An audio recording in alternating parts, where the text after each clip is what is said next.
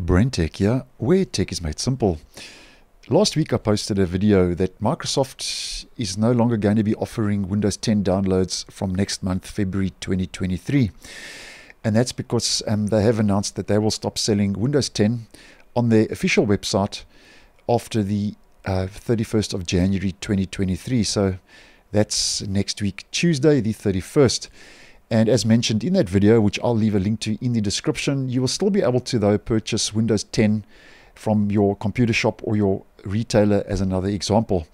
Now, just a quick video to clear up a little bit of confusion. There have been one or two comments where people have been asking, so what about the media creation tool, or what about the ISO image files? Will that also be removed? No, it's not.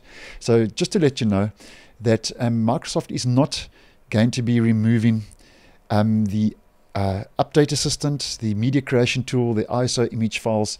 That is still going to be remaining because, as many of you may know, Windows 10 is supported officially as an operating system until the 14th of October 2025.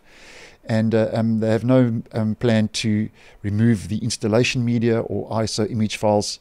It's just the purchase of Windows 10 that includes the home and professional version of Windows 10 from their website, as mentioned in that video, which you can just go check out if you haven't seen it. It'll give you a lot more info.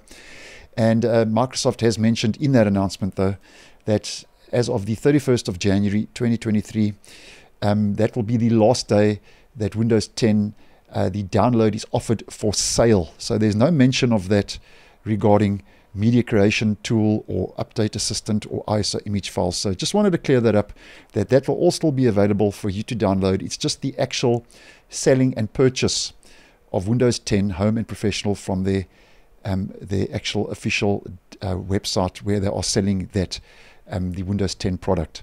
So thanks for watching, and I will see you in the next one.